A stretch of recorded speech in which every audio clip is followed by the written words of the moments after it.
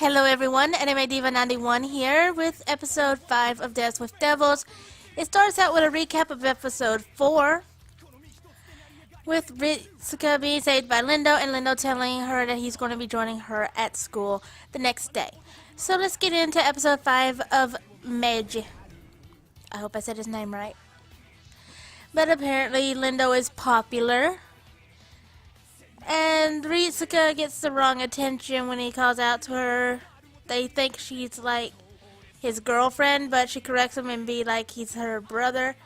Then they're in class and Meiji busts in, breaking down the door. And walks up to her, grabs her, and jumps out the window, making a scene. He tells her to shut up and then snaps his fingers and everything goes back to normal. Not even a door is broken down. It's like, okay, apparently everybody in the class except for her friend is controlled. Then Lindo breaks in and he's a little too late. The poor dog. I am sorry for the dog, but I still don't like the dog. Then Rem notices that Meiji made a move. And Meiji is on top of what I guess would more likely be the Tokyo Tower or some sort of tower. And he's basically trying to scare her and or show off and make her answer him. But he goes and reveals the fact that Lindo was right. They are indeed devils. He threatens her and then her ring ends up glowing because of whatever effect. Basically, she's like, no, and he's already. But since that got in the way, he has to take a different approach. And basically tries to make her his. Which is very egotistic of him, and I don't really like him.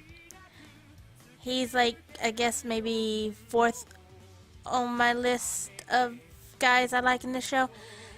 Anyways, he opens up a portal and they go in to somewhere. He's quite the show off in this. But we get his character song and I don't really like it all that much.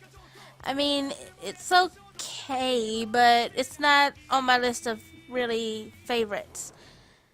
Out of all the songs I've heard throughout these last few episodes that I've done. Anyways, it looks like they are in China, and he is basically being disturbing at the table. I would not be wanting to eat either. And then he goes talking about Rem, ends up sort of making things a little troubling for her. But then she goes bad mad at him because he's like talking to her as though she's a belonging.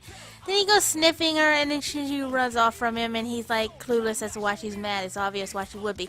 She runs off, ends up finding a deal. He comes into the rescue, somewhat of a rescue.